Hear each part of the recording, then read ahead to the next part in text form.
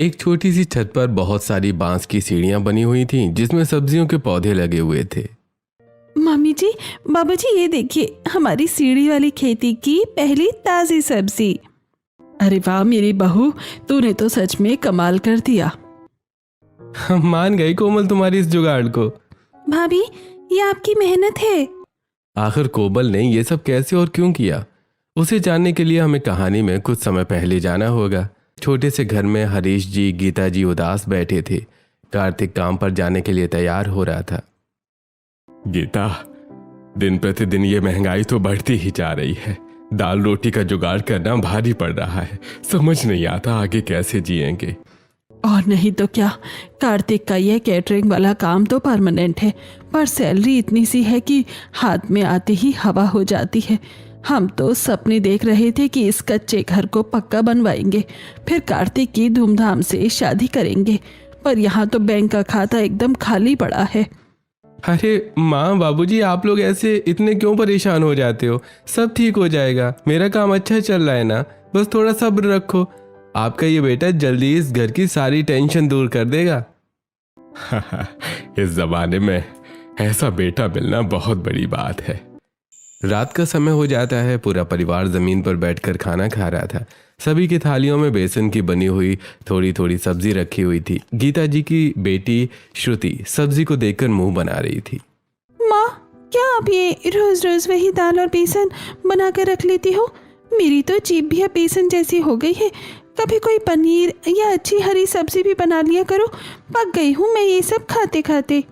महारानी, पनीर क्या आसमान से गिरेगा? आजकल बाजार में लौकी तोरई भी सोने के भाव बिक रही है। ये जो दाल बेसन मिल रहा है ना, इसे ही 56 भोग समझ कर खा ले। अच्छा ठीक है, मत बनाओ पनीर, पर माँ मुझे कॉलेज के फॉर्म भरने हैं और कुछ नई किताबें लानी है। उसके लिए तो थोड़े से पैसे दे दो, लास्ट डेट निकलने वाली है। बेटा, हमारे पास अभी बिल्कुल पैसे नहीं है। जो थोड़े बहुत पैसे बैंक में रखे हैं वो इमरजेंसी के लिए है। कल को कोई बीमार पड़ गया या आफत आ गई तो किसके आगे हाथ फैलाएंगे? अरे आप लोग तो कुछ समझते ही नहीं हो। मुझे पढ़ना है और आगे बढ़ना है, और पढ़ने में थोड़े बहुत पैसे तो लगते ही हैं, लेकिन आप लोग ये समझते ही नहीं हो। श्रुति रोते हुए घर के बाहर चली जाती है और घर के बाहर खड़े होकर रोने लगती है। कार्तिक उसके पास आता है। अरे मेरी आलिया भट्ट, तू छोटी छोटी बातों पर अपनी नौटंकी चालू क्यों कर देती है? इतनी ओवर एक्टिंग क्यों कर रही है? तुझे देखकर तो अर्जुन कपूर भी शर्मा जाएगा। सच में बहुत बुरी एक्टिंग करती है तू रोने की। भैया, मैं एक्टिंग नहीं कर रही हूँ। मेरा बहुत मन है अच्छे से कॉलेज जाकर पढ़ाई करने का, पर लगता है गरीबी मुझे कुछ नहीं करने देगी। अरे पागल है क्या? तेरा भाई अभी जिंदा है। तू बस अपनी पढ़ाई पर फोकस कर। तेरे फॉर्म और किताबों को जुगाड़ मैं करूंगा। मैं भले ही ज्यादा नहीं पढ़ पाया, पर अपनी बहन को खूब पढ़ाऊंगा। और सुन, बाबूजी और माँ की बातों को दिल पर मत लिया कर। तुझे पता है ना, हालात थोड़े बेकार हैं, इसलिए उनका दिमाग अभी ठीक नहीं है। इसलिए उनकी बातों पर ज्यादा ध्यान मत देना। तू बस मन लगाकर पढ़ और बहुत आगे बढ़ और खूब नाम कमा। सच्ची भैया, थैंक यू। आप दुनिया के बेस्ट भाई हो, बहुत अच्छे हो भैया आप।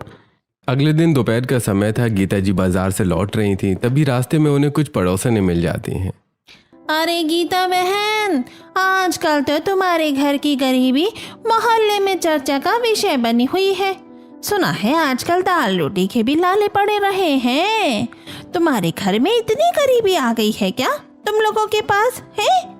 घर में 2 जवान बच्चे बैठे हैं। श्रुति की भी शादी करनी है और कार्तिक के लिए भी बहू लानी है। इस गरीबी में तो कोई अपनी बेटी भी नहीं देगा तुम लोगों को। हमारी फिक्र छोड़ो बहनों, भगवान ने चोंच दी है तो चुगने को दाना भी वही देगा। गीता जी वहां से चली जाती हैं। रात का समय हो जाता है। एक बहुत ही अच्छी शादी का फंक्शन चल रहा था। कार्तिक वेटर के कपड़ों में मेहमानों को जूस सर्व कर रहा था।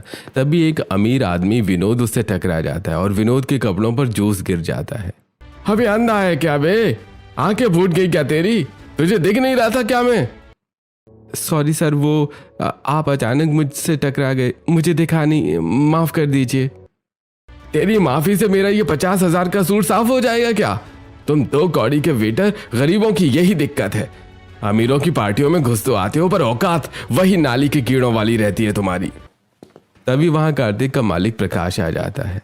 क्या बदतमीजी है ये Kartik. Vinod sir, I am so sorry, इससे गलती हो गई, मैं इसकी तरफ से माफी मांगता हूँ।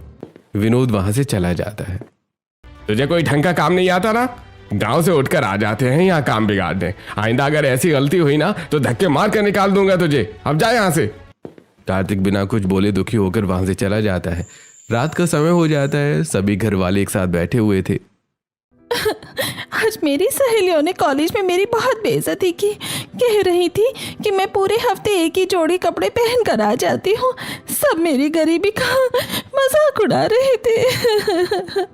अरे बाहर वालों को क्या कहें, आज हमारे सगे रिश्तेदारों ने फोन पर ताना मारा है कि तुम्हारी तो हालत भिखारियों से भी बदतर हो गई है। अरे वो हमारी पड़ोसन है सुनीता और रेखा। कहने को वो इतनी बुरी नहीं है, लेकिन मौका देखकर वो भी हमारी बेइज्जती कर देती है। आज भी उन्होंने ऐसा ही किया। अरे यार, आप लोग भी ना इन फालतू लोगों की बातों में क्यों आ रहे हो। आपने वो फोन पर गुरुजी की बात नहीं सुनी? वो कहते हैं कुछ तो लोग कहेंगे, लोगों का काम है कहना। अरे बोलने दो उन्हें, जो चल रहा है चलने दो, एक दिन हमारा भी टाइम आएगा। कार्तिक की बात सुनकर सभी घर वाले शांत हो जाते हैं।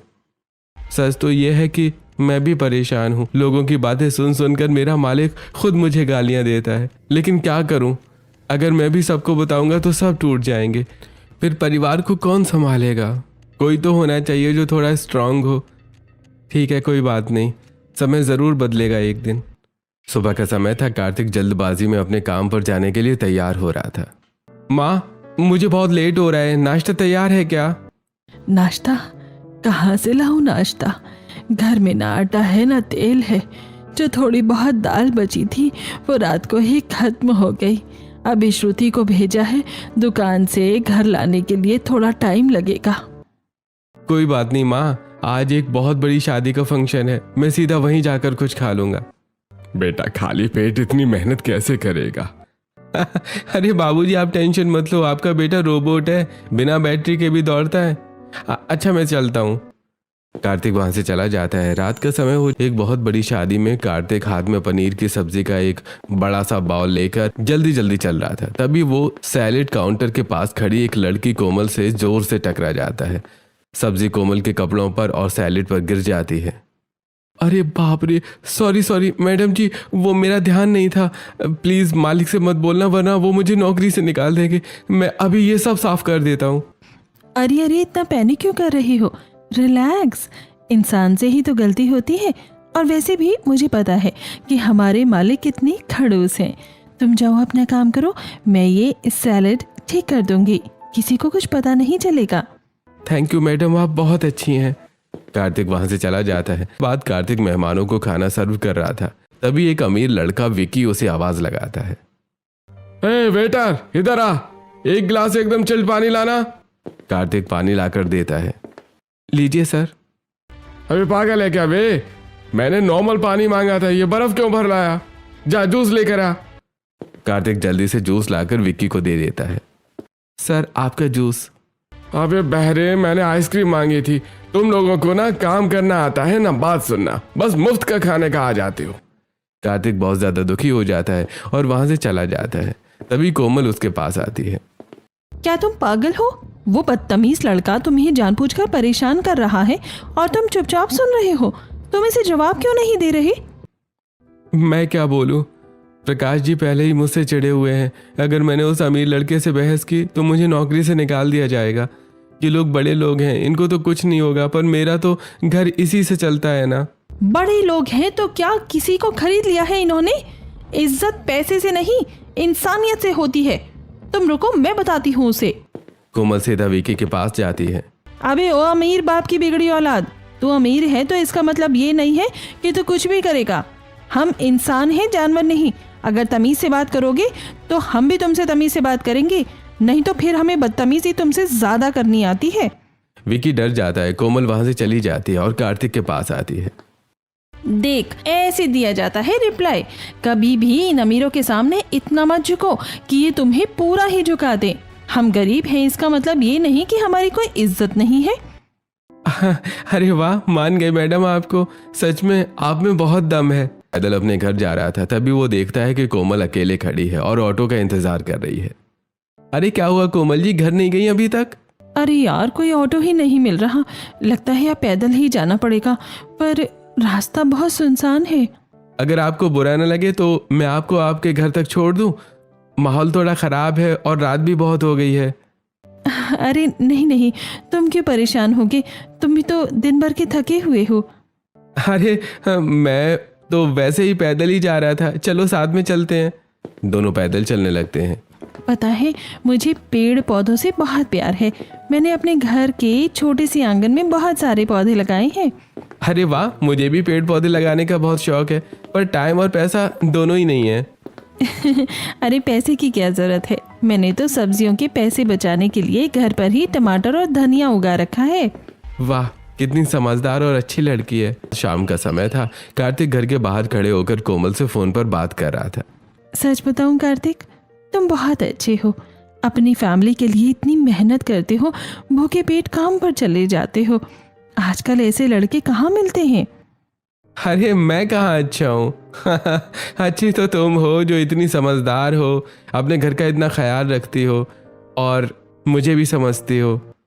कार्तिक और कोमल एक शादी के फंक्शन में गए थे। फंक्शन खत्म हो जाता है, रात का समय था। कार्तिक ने कुछ फूल लिए और कोमल के पास गया। कोमल, मुझे पता है मैं कोई बहुत बड़ा आदमी नहीं हूँ, पर मैं तुम्हें हमेशा खुश रखूंगा। क्या तुम मुझसे शादी करोगी? पीछे खड़ी बाकी केटरिंग वाले लड़के लड़कियां तालियां बजाने लगते हैं। हाँ कार्तिक, मुझे तुम्हारे अलावा और कोई चाहिए भी नहीं। घर में हरीश जी, गीता जी और श्रुति के साथ बैठा हुआ था। बाबूजी, माँ, मुझे एक लड़की पसंद है। वो मेरे साथ ही केटरिंग का काम करती है, बहुत संस्कारी और समझदार है। उसके घर वाले मान गए हैं, बस आप लोगों की हाँ चाहिए। अरे इतनी जल्दी? पर चलो ठीक है, अब तेरी उम्र भी हो गई है। अगर लड़की अच्छी है और समझदार है तो हमें क्या एतराज होगा।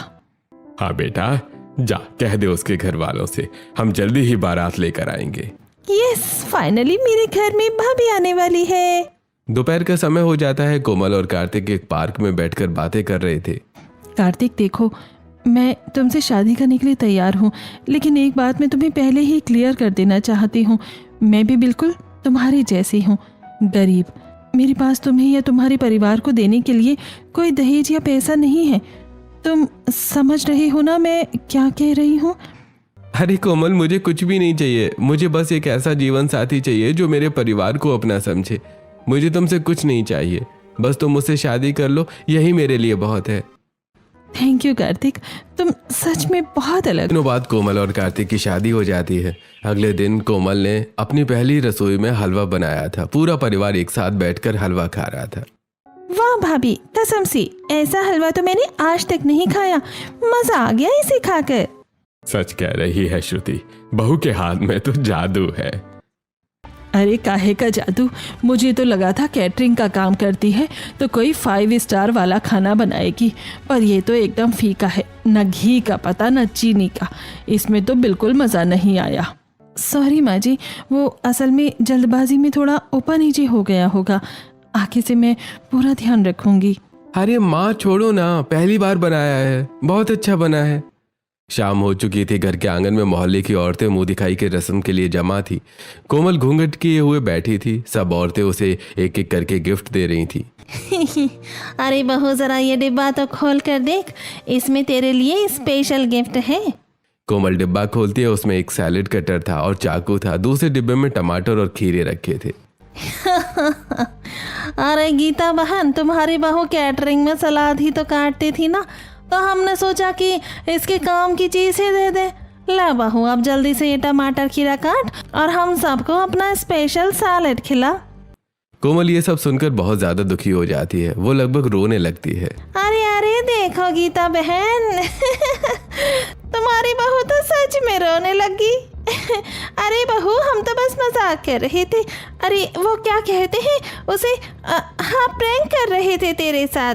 तो कितनी जल्दी इमोशनल हो गई। सच में गीता, तेरी बहू दिल की बहुत साफ है। हम तो बस इसे छेड़ रहे थे।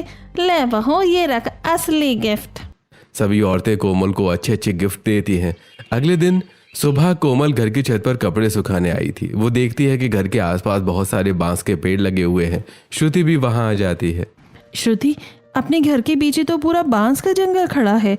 हाँ भाभी, हमारे गांव में तो ये बहुत होते हैं। दोपहर का समय हो जाता है। श्रुति आंगन में बैठकर पढ़ रही थी। कोमल उसके पास ही बैठी हुई थी।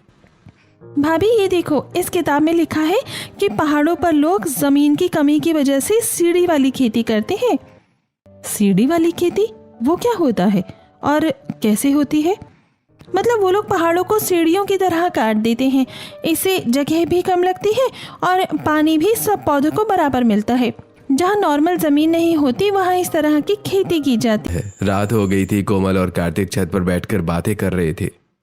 कार्तिक, शादी को इतने दिन हो गए हैं, क्या हम कहीं थोड़ा बाहर घूमने नहीं चल सकते? पास के शहर ही सही, वहाँ चलते हैं घूमने के लिए। नहीं कोमल, मैं अभी छुट्टी नहीं ले सकता। वो मालिक पहले ही चिढ़ा बैठा है। छुट्टी ली तो नौकरी से निकाल देगा। तुम तो जानती हो ना उसका गुस्सा। हाँ वो तो है, पर शादी के बाद हर लड़की का मन होता है ना कहीं घूमने जाने का। पर पैसे कहाँ हैं कोमल? जो थोड़े बहुत पैसे थे वो शादी में लग गए। अरे कोई बात नहीं, मैं समझती हूँ। जब हमारे पास खूब सारे पैसे हो जाएंगे ना, तब चलेंगे आराम से। हाँ पक्का, जब अपने दिन बदलेंगे तब मैं तुम्हें बहुत अच्छी जगह लेकर जाऊंगा, प्रॉमिस। अगले दिन पूरा परिवार एक शादी में गया हुआ था। रात को पूरा परिवार अपने घर लौटता है। जैसे ही सब लोग घर पहुंचते हैं तो हैरान रह जाते हैं। घर का दरवाजा खुला हुआ था और जो ताला लगा था वो भी टूटा हुआ था। माँ, बाबूजी, दरवाजे का ताला टूटा हुआ है। लगता है हमारे घर पर चोरी हो गई है। सब लोग भागकर आ जाते हैं। घर का सारा सामान बिखरा पड़ा हुआ था। गीता जी जल्दी से अलमारी के पास जाती हैं और अलमारी खोलती हैं। हाय राम, लुट गए, बर्बाद हो गए। मेरी दोनों सोने की चूड़ियाँ और वो जो गुल्लक में श्रुति की फीस के पैसे रखे थे, सब गायब है, सब चोरी हो गया। कोमल जी अपनी अलमारी खोलती है। माँ जी, मेरे भी जो थोड़े बहुत गहने थे और जो पैसे मैंने जोड़ कर रखे थे वो सब ले गया चोर। एक फूटी कौड़ी नहीं छोड़ी उसने। हे भगवान, ये कैसी परीक्षा ले रहा है तू गरीब की। जो थोड़ा बहुत जोड़ा था बुरे वक्त के लिए वो भी छिन गया। अब कल को कोई आफत आ गई तो हम कहाँ जाएंगे? पूरा परिवार बहुत ज्यादा दुखी हो जाता है। आंगन में बैठे हुए थे, बहुत ज्यादा गर्मी थी। हरीश जी बहुत ज्यादा परेशान लग रहे थे। तभी अचानक वो जमीन पर गिर पड़ते हैं। जी क्या हुआ आपको? कार्तिक जल्दी आ। कार्तिक जल्दी से हरीश जी को अस्पताल ले जाता है और वहां उनका ट्रीटमेंट होता है। देखिए, इन्हें हार्ट अटैक आया है। हालत बहुत ज्यादा सीरियस है। तुरंत ऑपरेशन करना पड़ेगा। 1 लाख का खर्चा है। जल्दी पैसे जमा करवाइए जिससे ऑपरेशन जल्दी शुरू हो जाएगा। कोमल, कार्तिक, श्रुति और गीता जी एक दूसरे को देखते हैं। फिर सब लोग पैसे इकट्ठा करते हैं जो कि उन्होंने अपने अकाउंट में जमा किए हुए थे। डॉक्टर जी, हमारे पास बस इतने ही पैसे हैं। ये हमारे जीवन भर की कमाई है। आप ऑपरेशन शुरू कर दीजिए। हरीश का ऑपरेशन हो जाता है और वो पहले से ठीक हो जाता है। कार्तिक केटरिंग का काम खत्म करके घर लौटता है। वो बुरी तरह से खांस रहा था। कोमल जल्दी से उसे पानी देती है। कार्तिक, तुम्हारा शरीर तो भट्टी की तरह तप रहा है। तुम्हें तो बहुत तेज बुखार है। तुम डबल शिफ्ट क्यों कर रहे हो? क्या करूं कोमल, बाबूजी के अच्छे इलाज के लिए ये सब करना पड़ रहा है। मैं अपने बाबूजी को कुछ नहीं होने दूंगा। अगर मैंने मेहनत नहीं की तो उनकी दवाइयाँ कहाँ से आएंगी? पर खुद को मारकर तो काम नहीं चलेगा ना। अगर तुम्हें कुछ हो गया तो हमारा क्या होगा? प्लीज अपनी सेहत का भी तो ध्यान रखो। बस कुछ दिन की बात है कोमल, सब ठीक कर दूंगा। तुम बस घर का ख्याल रखो, बाकी मैं संभाल लूंगा। अगले दिन एक बड़ी सी शादी के फंक्शन में कार्तिक काम करने गया था। कार्तिक की तबीयत खराब थी लेकिन तब भी वो काम कर रहा था। कार्तिक, तुझे हार नहीं माननी है। तुझे अपने परिवार के लिए करना ही होगा।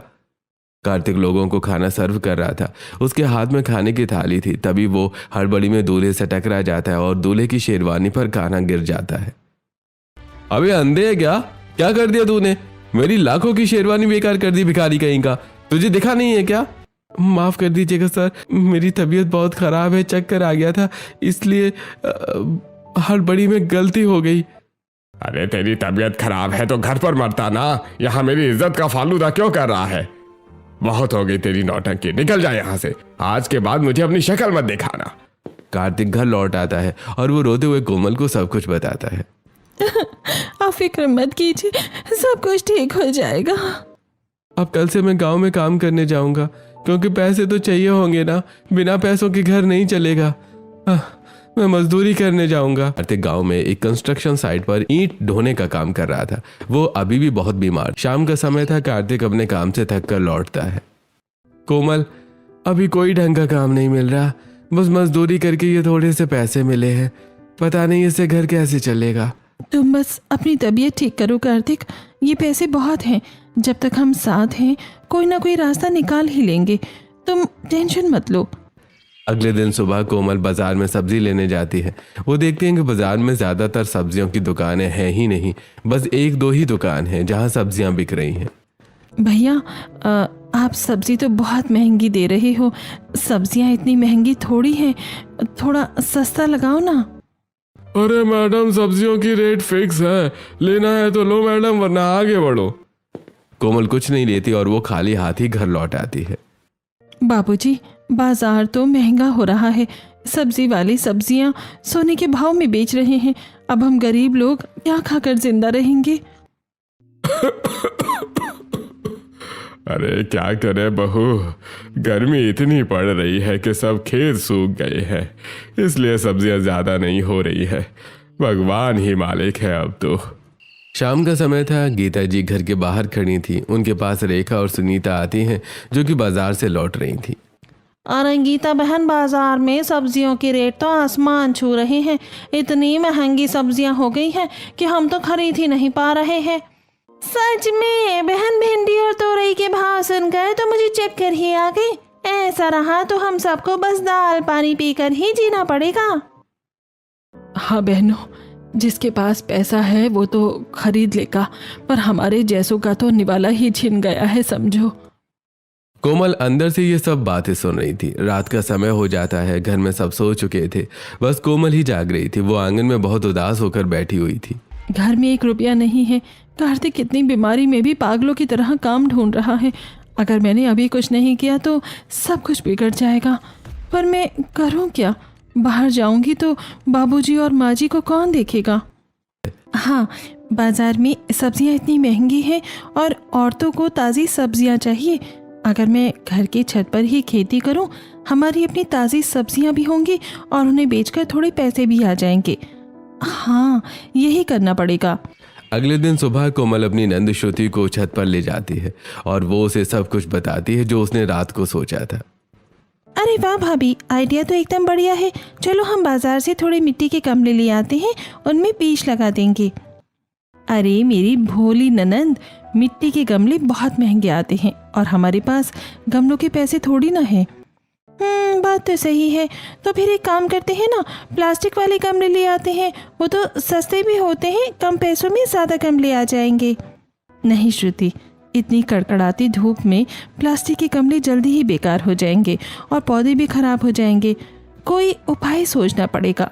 वैसे श्रुति, ऐसा करते हैं, हम आसपास जो ज़मीन है वहाँ खेती करते हैं। हाँ, ये भी अच्छा है। दोपहर का समय हो जाता है। कोमल घर से बाहर जो आसपास खाली जमीन पड़ी हुई थी, वहां जाकर उसे साफ करने लगती है। चलो इसी खाली जमीन पर खेती कर लेती हूँ। तभी वहां कुछ पड़ोसी आते हैं। कोमल, ये क्या कर रही है तू यहाँ? ये कोई तेरे बाबूजी की जमीन है जो यहाँ फावड़ा चला रही है? ये हमारी जमीन है। सीमा चाची, ये ज़मीन तो खाली ही पड़ी है, हम लोग बहुत परेशानी में हैं, बस थोड़ी सी खेती करनी है। खाली है तो क्या तू कब्जा कर लेगी? अगर इतना ही शौक है किसान बनने का तो अपने घर के आंगन में कर या छत पर खेती कर, पर हमारी जमीन पर नजर मत डालना। चल निकल यहाँ से। कोमल चुपचाप वहां से चली जाती है। कोमल उदास होकर अपने घर आ जाती है। वो छत पर थी, तभी उसकी नजर बांस के पेड़ों पर जाती है। अरे हाँ, बांस, ये अंदर से खोखले होते हैं और हल्के भी। अगर मैं इन बांसों को बीच से फाड़ कर उनमें मिट्टी भर दूं और फिर उन्हें सीढ़ियों की तरह सेट कर दूं, हाँ, इससे कम जगह में 4 गुना पौधे लगेंगे, पानी भी नीचे नहीं फैलेगा और हमारी छत भी सेफ रहेगी। ये है एकदम परफेक्ट जुगाड़ और यह आइडिया काम भी करेगा। कोमल और श्रुति मिलकर बांस काट कर छत पर लाती हैं। कोमल उन्हें बीच से फाड़ती है और रस्सी से बांधकर एक सीढ़ियां तैयार कर लेती है। देखो श्रुति, बांस की सीढ़ियाँ तैयार हो गई हैं। अब जो खाली जगह है उसमें हम मिट्टी भरेंगे और पौधे लगाएंगे। इसमें कम जगह में ज़्यादा पौधे लगेंगे और हम ज़्यादा सब्जियाँ ले पाएंगे। छत पर बहुत सारी सीढ़ियाँ आ गई हैं। कुछ सीढ़ियाँ हम घर के पीछे भी रख देंगे क्योंकि हम सब्जी बेचेंगे भी, इसलिए हमें सब्जी ज़्यादा चाहिए होगी। कोमल ने बहुत सारी सीढ़ियाँ छत पर लगा दी थी और कुछ घर के पीछे भी रख दी थी। भाभी, अब सब कुछ तैयार है, बस हमें मिट्टी भरना है और बीज लगाने हैं। हे भगवान, घर में खाने के लाले पड़े हैं और ये दोनों ननंद भाभी पता नहीं क्या कर रही हैं। क्या ये फालतू लकड़ियां काट रही है बहू? इससे पेट भरेगा हमारा। माँ जी, आप बस थोड़े दिन का सब्र रखिए, जल्दी ही आपको ताज़ी ताज़ी सब्जियां खाने को मिलेंगी। घर में भी खाएंगे और बेचकर थोड़े बहुत पैसे आएंगे। अगली सुबह कोमल को खेत की मिट्टी चाहिए थी पर कोई देने को तैयार नहीं था। अरे बेटा, ये गांव वाले किसी के सगे नहीं हैं। तू एक काम कर, गांव के बाहर नदी के पास जो मेरा खेत है ना, वहां से जितनी मर्जी मिट्टी ले आ, बस थोड़ा दूर पड़ेगा। धन्यवाद रामू काका। कोमल और श्रुति कड़ी धूप में मिट्टी लेने जाती हैं। मिट्टी इकट्ठा होने के बाद कोमल सभी सीढ़ियों में मिट्टी बिछा देती है और फिर बीज भी लगा देती है। चलो श्रुति, बीज लग गए, अब बस इनमें पानी डालना है और फिर देखना कुछ ही दिनों में हमारी मेहनत जरूर रंग लाएगी। दोपहर का समय हो जाता है। कोमल नीचे से पानी ला रही थी और इस काम में वो बहुत थक जाती है। तभी वो घर की खराब मोटर को ठीक करने का फैसला करती है। देखो श्रुति, ये वाला तार इधर लगेगा और ये नट यहाँ से खुलेगा। ये तो बहुत आसान है। भाभी, हाथ बचाकर, वो देखो स्पार्क हो रहा है। कोमल फोन में देखते हुए मोटर ठीक कर रही थी, तभी अचानक उसे थोड़ा करंट लग जाता है। करंट लग गया, पर कोई नहीं, मोटर चालू हो गई है। कोमल मोटर चालू करके देखती है, मोटर चलने लगती है। कोमल पाइप छत तक ले जाती है और फिर पौधों में पानी डालने लगती है। अरे ये क्या हो रहा है? इतने सालों से ये मोटर कबाड़ में पड़ी थी और तूने इसे चालू कर दिया। कमाल है बहू, तेरे हाथ में तो सच में जादू है। माँ, भाभी तो अब गांव की इंजीनियर बन गई है। कोमल ने जो पौधे लगाए थे वो बहुत धीमे धीमे बड़े हो रहे थे। श्रुति और कोमल बांस की सीढ़ियों के पास परेशान होकर बैठी हुई थी। भाभी, पौधे बढ़ ही नहीं रहे, इनको खाद की जरूरत है, पर हम बाहर से तो ला नहीं सकते क्योंकि हमारे पास पैसे ही नहीं है। अरे बाहर क्यों जाना, हम खाद घर पर ही बनाएंगे। रसोई के बेकार सब्जियों के छिलके, चूल्हे की थोड़ी सी राख और बाहर से लाया हुआ ये गोबर, इन सबको मिलाकर जो खाद बनेगी वो बाजार वाली से भी अच्छी होगी। ये एकदम शुद्ध देसी तरीका है पौधों को जल्दी बड़ा करने का। भाभी, आप तो सच में एक एक चीज का हल निकाल लेती हो। कोमल खाद तैयार करती है और फिर पौधों में खाद डाल देती है। पौधे बहुत ज्यादा बड़े हो जाते हैं और उनमें सब्जियां लगने लगती हैं। सुबह का समय था, पूरा परिवार छत पर आता है।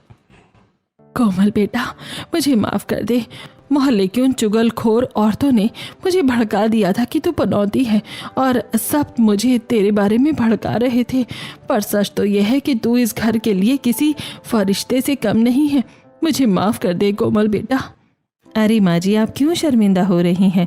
माँ का काम ही होता है डांटना और फिर अपना लेना। आप खुश हो, बस मेरे लिए यही काफ़ी है। कोमल छत से ताज़ी सब्जियां तोड़ के नीचे रसोई में लाती है और सबके लिए खाना तैयार करती है और फिर सभी को खाना सर्व करती है।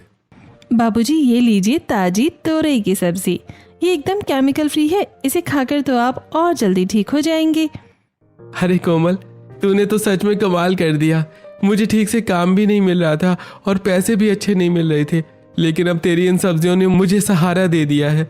अब बाहर से पैसे खर्च करके सब्जियां लाना भी नहीं पड़ेगा और तू सब्जियां बेचकर थोड़े बहुत पैसे भी कमा लेगी। अगले दिन कोमल के पास रेखा और सुनीता आती हैं। कमल बेटा, तेरी ये सब्जियां तो मंडी वाली से भी ज़्यादा ताज़ी दिख रही हैं। क्या तू हमें भी थोड़ी सब्जियां दे सकती है? हम तुझे बदले में पैसे दे देंगे। हाँ ज़रूर, आप लोग तो अपने ही हो। मैं बाजार से बहुत कम दाम में आपको ये सब्जियां दे दूँ। आता है, श्रुति बाहर खड़े होकर अपनी एक सहेली से बात कर रही थी। हाँ यार, कॉलेज का फॉर्म तो मैंने भर दिया है, लेकिन समझ नहीं आ रहा कि पढ़ाई कैसे करूँ। घर बहुत छोटा है, कोई स्टडी रूम तो है नहीं। दिन भर मैं बस इधर उधर बैठकर जैसे तैसे थोड़ा बहुत पढ़ लेती हूँ। कोमल ये सारी बातें सुन लेती है। वो तुरंत जल्दी से किचन में जाकर किचन खाली करने लगती है। अरे अरे, ये क्या कर रही है बहू? ये रसोई का सारा सामान बाहर क्यों निकाल रही है? आप क्या बर्तन कबाड़ी वाले को बेचने का इरादा है? नहीं माँ जी, बर्तन नहीं बेच रही, बस आप थोड़ी देर शांत रहिए और देखते जाइए कि आपकी बहू क्या करती है। कोमल अपनी किचन ऊपर शिफ्ट कर लेती है। उसने ऊपर बांस की मदद से एक छोटी सी किचन बना ली थी और वो नीचे वाली किचन को स्टडी रूम में कन्वर्ट कर देती है। भाभी ये सब क्या है? हमारी रसोई कहाँ गई? रसोई गई छत पर, ताज़ी हवा खाने चली गई वो। और ये है मेरी होशियार ननंद का नया स्टडी रूम।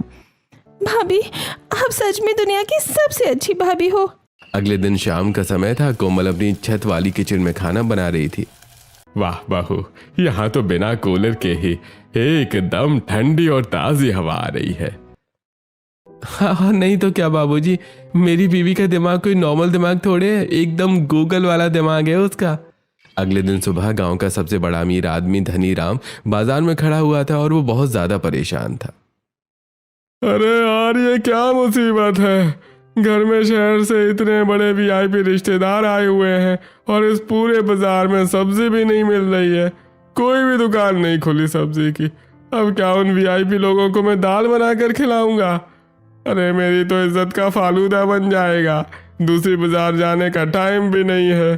हे भगवान, अरे कोई चमत्कार कर दे, कुछ तो ऐसा कर दे कि सब्जियों का जुगाड़ हो जाए।